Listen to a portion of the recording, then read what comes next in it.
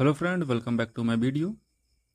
आज की इस वीडियो में हम लोग रेलवे परीक्षा से जुड़े हुए टॉप 25 जीएस प्रश्नों को करने वाले हैं। ठीक है, जो कि बायोलॉजी सेक्शन से होंगे और ये आपके एग्जाम के दृष्टिकोण से काफ़ी ज़्यादा महत्वपूर्ण है। और इसमें सारे वैसे प्रश्न हैं जो कि प्रीवियस ईयर क्वेश्चन में हैं। ठीक है, और काफ़ी ज़्यादा इंपॉर्टेंट भी हैं। तो चलिए बढ़ते हैं पहले क्वेश्चन की तरफ। आपसे रिक्वेस्ट है कि हर एक वीडियो क्वेश्चन को पूरी अच्छी तरह से देखिए, समझिए और फिर जवाब देने की कोशिश करिए। जो भी आपका सही जवाब हो उसे काउंट करिए और वीडियो के लास्ट में कमेंट सेक्शन में जरूर मेंशन करिए कि आपके कितने जवाब जो है सही हुए हैं। पहले प्रश्न की तरफ बढ़ते हैं। पहला प्रश्न देखिए, एक लंबा वृक्ष अपने अपशिष्ट उत्पादों को कहाँ संग्रहित करता है? ठीक है, कहाँ संग्रहित करता है पूछा गया है, न कि किस रूप में संग्रहित किया गया है। ध्यान दीजिएगा। ठीक है, कहाँ संग्रहित करता है, उस पार्ट को, उस जगह को क्या कहा जाता है पेड़ में। ठीक है, तो आपके लिए कुछ समय है, जल्दी से इस सवाल का जवाब दीजिए। यह प्रश्न जो है आरएससी ग्रुप डी में 16/9/2022 के पेपर में मॉर्निंग शिफ्ट में पूछा गया था।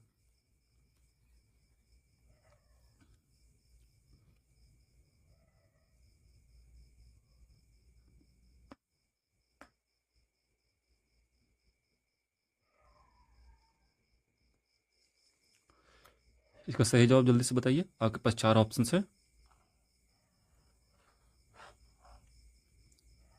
जल्दी से जवाब दीजिए। इसका सही जवाब होगा ऑप्शन नंबर ए, पुराने जाइलम यानी हार्डवुड में। ठीक है, देखिए जो लंबे पौधे होते हैं, लंबे वृक्ष होते हैं, वो अपने अपशिष्ट को जाइलम के रूप में, पुराने जाइलम के रूप में, पुराने जाइलम में गोंद और रेजिन के रूप में जमा करते हैं। किस रूप में जमा करते हैं पूछा जाए तो याद रखिएगा, गोंद और रेजिन के रूप में जमा करते हैं पौधे। कहाँ पर? पुराने जाइलम में। ठीक है, और सवाल पूछा जाता है कभी कभी कि जाइलम का कार्य क्या होता है। ठीक है, तो जाइलम क्या करती है, ये पत्ती तक, सॉरी, पत्ती तक खनिज लवण, खनिज और जल पहुंचाती हैं।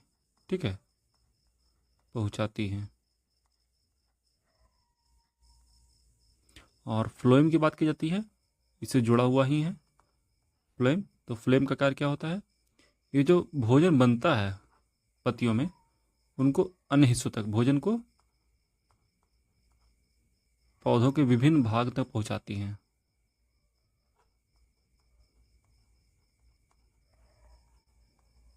ठीक है, आगे बढ़ते हैं। अगला सवाल देखिए। अगला सवाल है कि बबूल के वृक्ष जैसे विभिन्न प्रकार के वृक्षों द्वारा उत्पादित गोंद क्या है? गोंद क्या होते हैं पौधों में? जो बबूल के जैसे पेड़ होते हैं, इनमें कुछ गोंद निकलता है। ठीक है, ये क्या होती है, इनका टाइप क्या होता है? आपके पास 4 है ऑप्शन है, जल्दी से एक सही जवाब दीजिए इसमें से। ठीक है, बबूल के वृक्ष के द्वारा जो गोंद का उत्पादन होता है, वो एक्चुअली पौधे का कौन सा भाग होता है, क्या होता है पौधे का?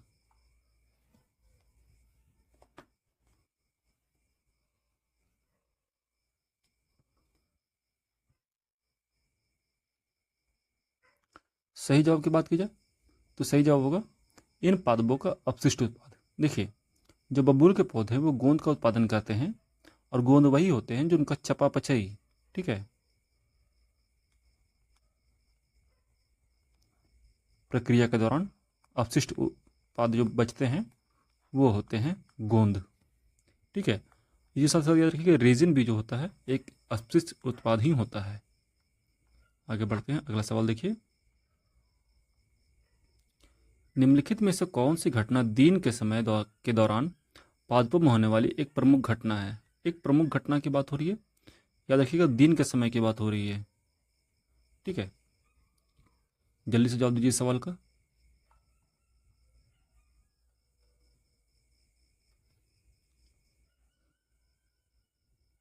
देखिए, दिन के समय होने वाला पादपों में एक प्रमुख घटना है O2 का मुक्त होना। ठीक है, कुछ पौधे रात में CO2 मुक्त करते हैं, ध्यान दीजिएगा, याद रखिए कुछ पौधे रात में, ठीक है, CO2 मुक्त करते हैं। पर दिन में होने वाला पादपों में सबसे प्रमुख घटना है O2 का मुक्त होना। और O2 मुक्त कब होता है? जब प्रकाश संश्लेषण की क्रिया होती है।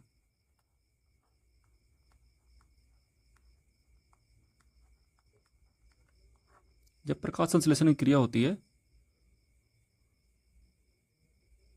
तब O2 मुक्त होता है। ठीक है, आगे बढ़ते हैं। अगला सवाल देखिए। अगला सवाल है, जाइलम का इनमें से कौन सा घटक जल के परिवहन में कार्य नहीं करता है? नहीं की बात हो रही, जाइलम में कौन सा घटक जो है जल के परिवहन में कार्य नहीं करता है? जल्दी से बताओ, आपके पास 4 ऑप्शन हैं।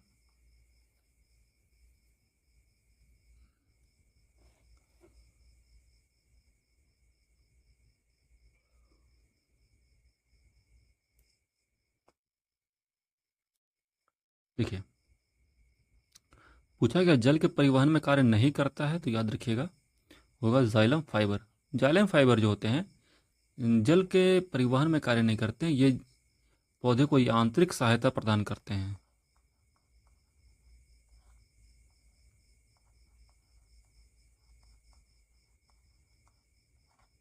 ठीक है, आगे बढ़ते हैं। अगला सवाल है,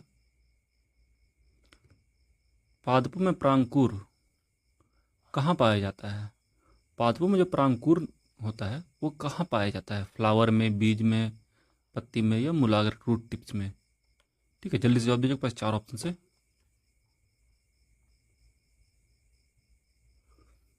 देखिए, परागंकुर नाम से लगता है कि परागंकुर कहाँ होगा? फूलों में होगा, पर ये गलत है। ये कहाँ होता है? ये होता है बीज में। ऑप्शन नंबर बी सही होगा। परागंकुर का मतलब होता है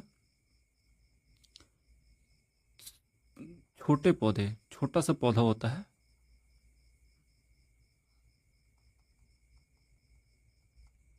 या यूँ कहिए कि शिशु पौधा। और शिशु पौधा कहाँ होगा? बीज में होगा। आगे बढ़ते हैं अगले सवाल की तरफ। अगला सवाल देखिए,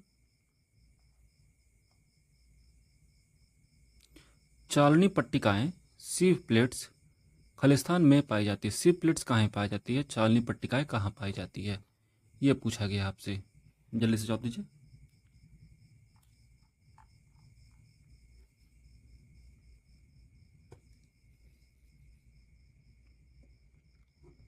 इसका सही जवाब होगा स्लिप प्लेट्स जो है, चालनी प्लेट पट्टिकाएं जो होती है सीप प्लेट्स, ये पाई जाती हैं फ्लोएम नली में। ठीक है, ऑप्शन नंबर ए सही होगा। आगे बढ़ते हैं। अगला सवाल है, कुछ पौधों के तनों से एक चिपचिपा पदार्थ उत्पन्न होता है जिसका उपयोग गोंद आसंजक बनाने में किया जाता है। पौधों के लिए हम इस गोंद का पौधों के लिए इस गोंद का क्या उपयोग है? देखिए, पौधों के लिए पूछा गया है इस गोंद का क्या उपयोग है, ये पूछा गया है। ठीक है, आगे पास कुछ समय है, जल्दी से बताइए चौथे नंबर का, इस 7वें नंबर का जवाब क्या होगा?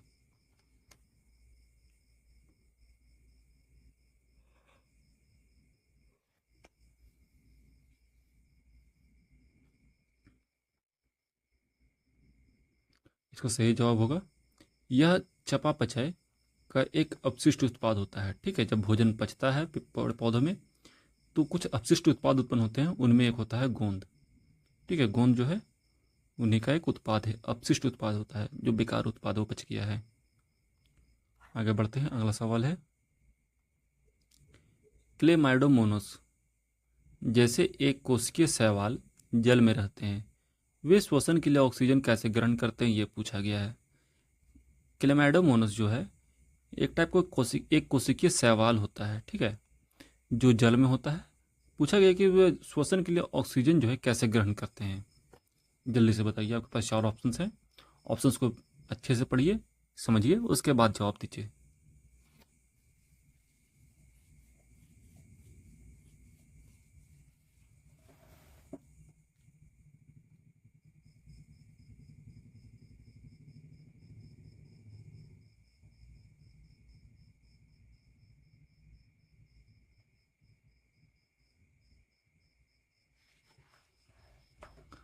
क्लैमिडोमोनास की बात हो रही है, तो क्लैमिडोमोनास की बारे में कुछ बातें याद रखिएगा।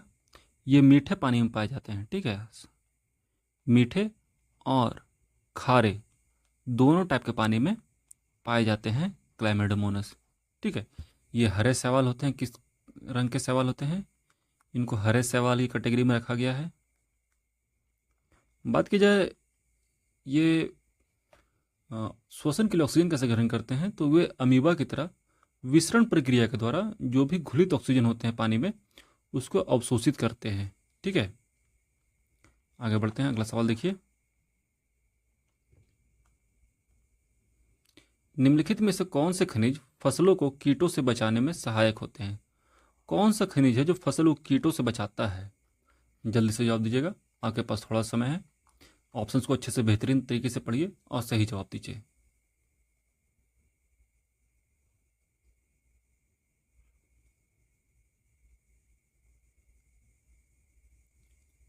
देखिए, इसका सही जवाब होगा पोटेशियम, कैल्शियम और मैग्नीशियम। ऑप्शन नंबर सी होगा।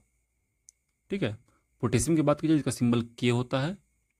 ठीक है, ये क्या करता है, पौधों की वृद्धि में सहायक होता है, वृद्धि और चयापचय में,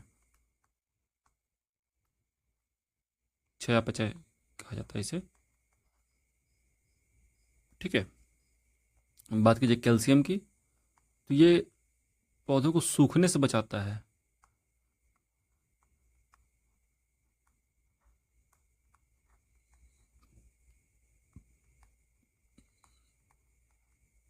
ठीक है, इसके साथ ही बात की जाए तो गर्मी से भी बचाता है और बीमारी से भी बचाता है।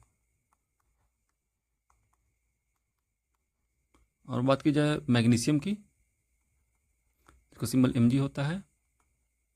ये श्वसन और एंजाइम प्रणाली को, ठीक है, श्वसन और एंजाइम प्रणाली को मजबूत बनाता है।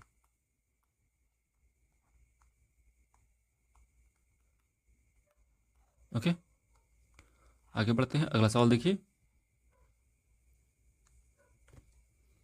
निम्न में से कौन सा जीवित सजीव होने का एक सामान्य प्रमाण है? देखिए, कोई भी पौधा सजीव है या जीवित है, इसका एक सामान्य प्रमाण क्या हो सकता है? जल्दी से जवाब दीजिए।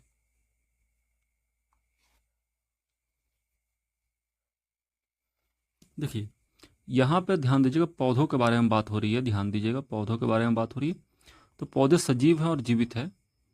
ठीक है, इसका एक सामान्य प्रमाण क्या है?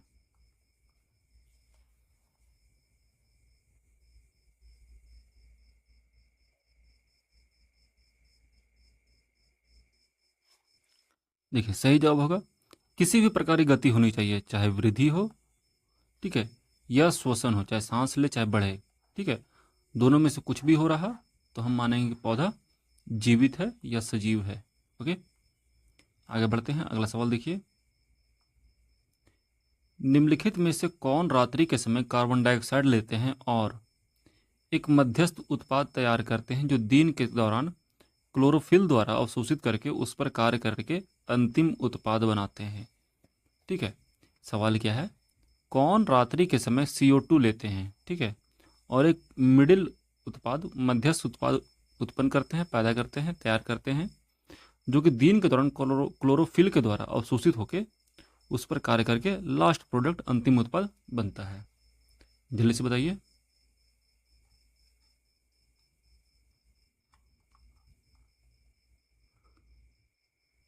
ठीक है, ये काम जो है किस टाइप के पौधे करते हैं ये पूछा गया है। जीवाणु करते हैं, नीलहरे शैवाल करते हैं, कवक करते हैं या मर्दुभिद करते हैं? ठीक है, जल्दी से जवाब दीजिए। सही जवाब होगा ऑप्शन नंबर डी, मरुद्भिद पौधे। मरुद्भिद पौधे किनको कहा जाता है? जो मरुस्थल में होते हैं। कहाँ होते हैं? जो मरुस्थल में होते हैं पौधे, वैसे पौधे जो मरुस्थल में उग सकते हैं उन्हें मरुद्भिद पौधा कहा जाता है। ठीक है, ये क्या करते हैं कि ज़्यादातर काम अपना रात्रि में कार्बन डाइऑक्साइड लेते हैं और दिन में जब सूरज उगता है तो क्लोरोफिल के द्वारा अवशोषित करके उस पर अंतिम उत्पाद बनाते हैं, जो क्या होता है, O2 होता है। ठीक है,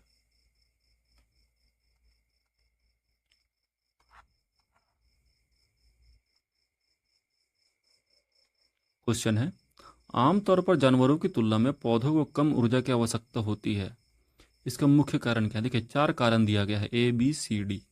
आप चारों को पढ़िए अच्छे से और 12 नंबर सवाल का जवाब दीजिए जल्दी से, कि जानवरों की तुलना में पौधों को कम ऊर्जा की आवश्यकता क्यों होती है? इन चारों ऑप्शंस में से कौन से ऑप्शंस जो हैं सही होगा?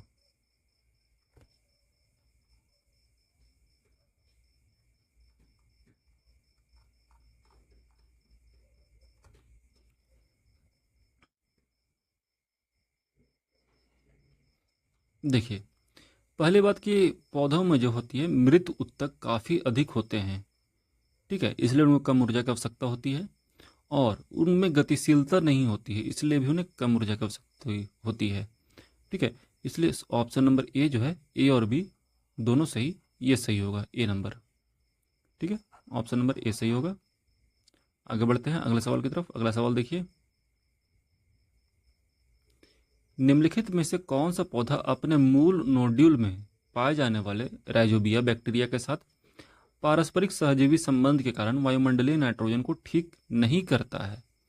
देखिए, कौन सा ऐसा बैक्टीरिया है, सॉरी, कौन सा ऐसा पौधा है, ठीक है, जिसमें राइजोबिया बैक्टीरिया के साथ पारस्परिक संबंध के कारण, सजीवी संबंध के कारण क्या करता है, नाइट्रोजन फिक्सेशन नहीं करता है, ठीक है। आपको याद होना चाहिए जो नाइट्रोजन फिक्सेशन का काम होता है ये फलीदार पौधे करते हैं, ठीक है, या फिर ये कहिए कि पल्स जो भी दालें होती है वो करते हैं, ठीक है। तो यहाँ पे सही जवाब देना है कि कौन सा पौधा जो नीचे के ऑप्शंस में है वो नाइट्रोजन फिक्सेशन, वायुमंडलीय नाइट्रोजन को ठीक नहीं करता है, फिक्सेशन नहीं करता है। जल्दी से बताइए।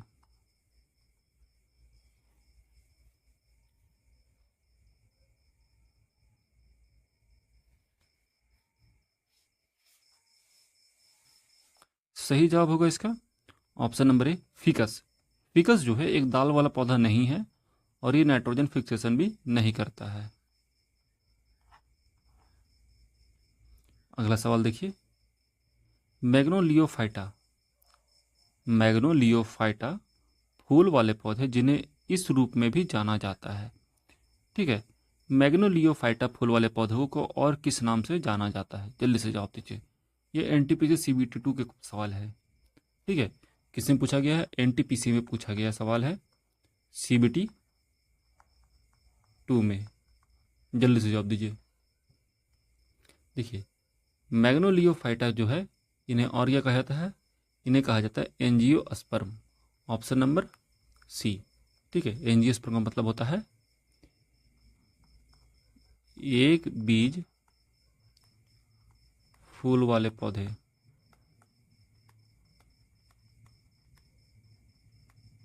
ठीक है। आगे बढ़ते हैं, अगला सवाल है, निम्नलिखित में से कौन रसीले पौधों की विशेषता नहीं है? रसीले पौधों के बारे में बात हो रही है, ये रसीले पौधों की विशेषता नहीं है, ये बोला गया है। जल्दी से जवाब दीजिए।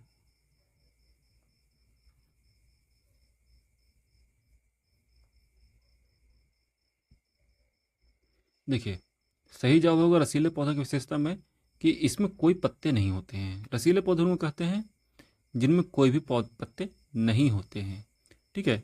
उदाहरण के लिए एलोवेरा, ठीक है, एलोवेरा जो है बेस्ट एग्जाम्पल इसका एलोवेरा। एलोवेरा में किसी भी टाइप का कोई पत्ता नहीं होता है, सिर्फ तने होते हैं। अगला सवाल है, निम्नलिखित में से कौन सा पौधा ब्रायोफाइटा का है? ब्रायोफाइटा के बारे में बात हो रही है, कौन सा पौधा ब्रायोफाइटा का है? जल्दी से जवाब दीजिए। सवाल NTPC 1 में पूछा गया है, CBT 1 में। आगे पास 4 ऑप्शन है, जल्दी से जवाब दीजिए।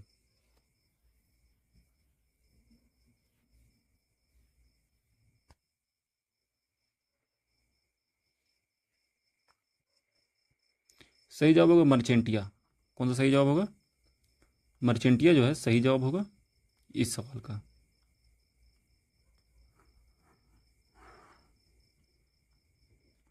कौन सा सही जवाब होगा? मर्चेंटिया। बात कीजिए देवदार की, देवदार किस टाइप का पौधा है? ये जिम्नोस्पर्म है, ठीक है। मर्सिलिया क्या है? मर्सिलिया टेरिडोफाइटा ग्रुप में आता है।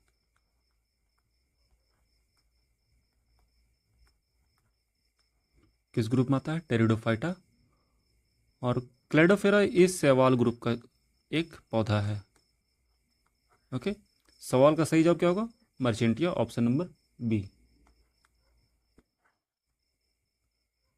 आगे बढ़ते हैं, अगला सवाल देखिए,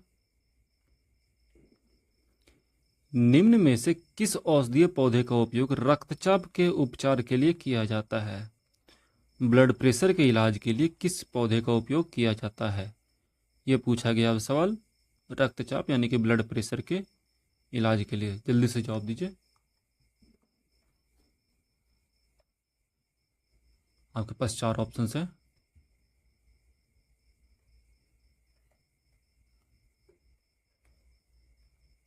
सही जवाब होगा सर्पगंधा, ऑप्शन नंबर बी। सर्पगंधा का उपयोग रक्तचाप के अलावा बात की जाए तो इसका उपयोग होता है अस्थमा के इलाज के लिए, अस्थमा, साथ ही साथ अनिद्रा के इलाज के लिए। बात की जाए जामुन का, तो जामुन का उपयोग जो है ये हृदय के इलाज के लिए किया जाता है और लीवर के। ठीक है, तुलसी की बात की जाए, तुलसी का उपयोग क्यों किया जाता है, कहाँ किया जाता है? तो इसका किया जाता है मच्छर निरोधक के तौर पे।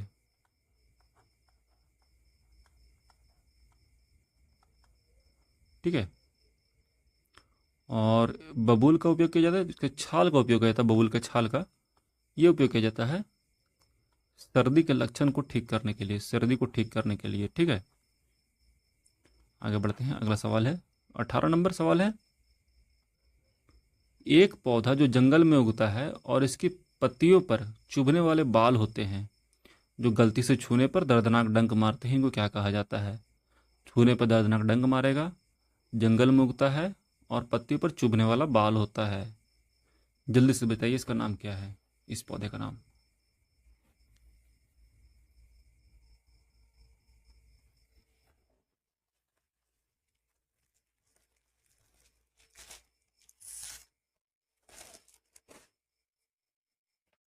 देखिए, इसका सही नाम होगा ऑप्शन नंबर ए, बिच्छू बूटी। ठीक है, बिच्छू बूटी जो है एक टाइप का पौधा होता है जो कि लंबा सीधा झाड़ीदार पौधा होता है। ठीक है, इससे क्या होते हैं, इनके पत्तियों पे चुभने वाले बाल होते हैं जो कि हल्का से भी टच करने पर डंक मार देते हैं।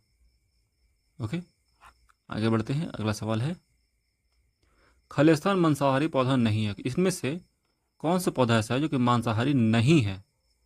नहीं पूछा गया, ध्यान दीजिएगा, जल्दी से जवाब दीजिए।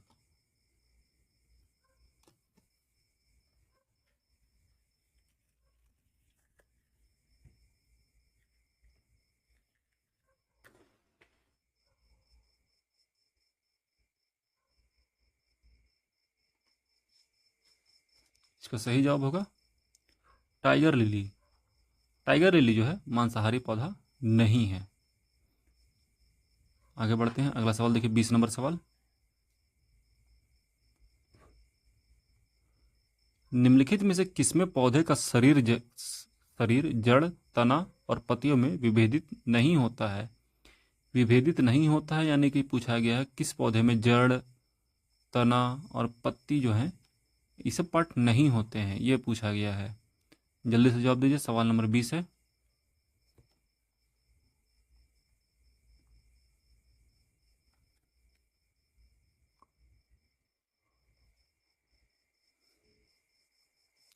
सही जवाब होगा ऑप्शन नंबर सी, अस्पायरोगायरा। अस्पायरोगायरा कैटेगरी में आते हैं हरे शैवाल। ठीक है, हरे शैवाल होते हैं वैसे होते हैं जो कि मीठे और खारे पानी दोनों में होते हैं, और इनमें जो इनका शरीर होता है पौधे का, ये जड़, तना और पत्तियों में विभेदित नहीं होता है। आगे बढ़ते हैं। अगला सवाल है, निम्नलिखित में से कौन आलू के पौधे का खाने योग्य भाग है? हम लोग आलू के पौधे का कौन सा भाग खाते हैं, जल्दी से बताइए।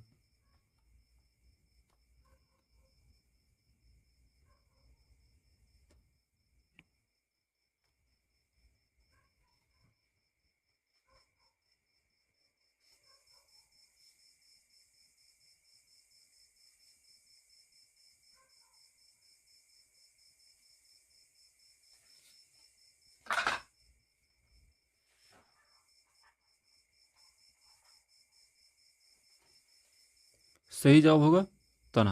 हम लोग पौधे का कौन सा आलू के पौधे का कौन सा भाग खाते हैं? तना को खाते हैं। ठीक है, बात की जाए तना से और भी जो सब्जियां हम खाते हैं, जो और भी सब्जी इनके तने को खाते हैं, उनमें बात की जाए तो पहला है प्याज, बहुत फेमस है, ऑनियन, इसके साथ अदरक, साथ में बात की जाए तो लहसुन। ठीक है, रतालू, हल्दी, अजवाइन, अजवाइन,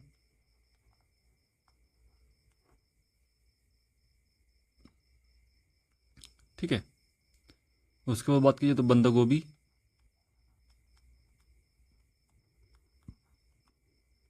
ओके। आगे बढ़ते हैं, अगला सवाल है, समुद्री शैवाल का अवशिष्ट रंग प्लास्टिड में स्थित वर्णक पर निर्भर करता है, ठीक है। शैवाल का हरा रंग किस वर्णक की ओर ले जाता है, ठीक है। शैवाल का जो हरा रंग होता है उसके किस वर्णक के कारण उसका रंग जो कैसा होता है, हरा होता है। शैवाल का हरा रंग किस वर्णक की ओर ले जाता है, तो याद रखिएगा ये ले जाता है हमें क्लोरोफिल की तरफ। ऑप्शन नंबर डी सही होगा। आगे बढ़ते हैं, अगला सवाल है,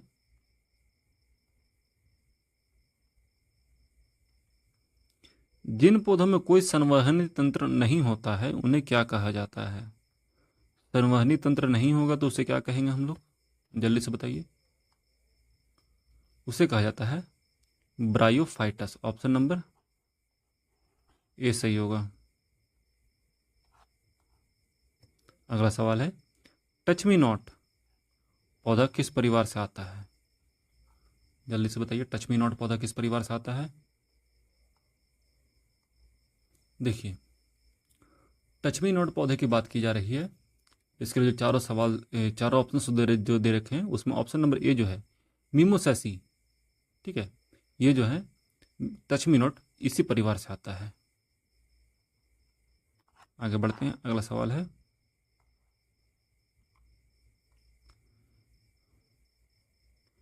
निम्नलिखित में से किसके उपचार के लिए अर्जुन वृक्ष की छाल का मुख्य रूप से उपयोग किया जाता है।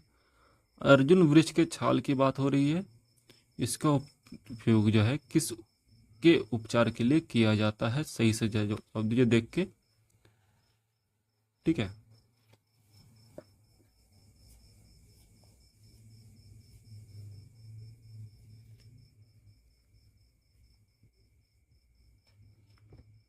सही जवाब होगा हृदय रोग, ठीक है। त्वचा रोग की बात की जाए तो इसके लिए हम लोग करते हैं यूज नीम। साथ ही साथ बात की जाए तो हम लोग यूज करते हैं एलोवेरा,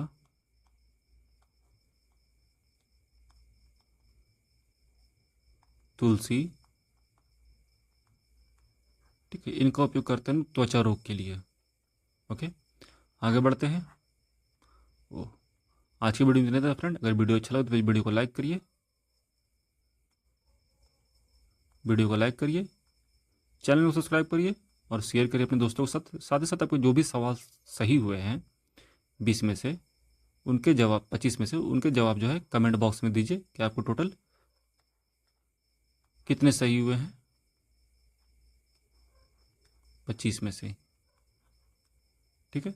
मिलते हैं नेक्स्ट वीडियो में, तब तक के लिए धन्यवाद, अपना ख्याल रखिएगा and finally thanks for watching.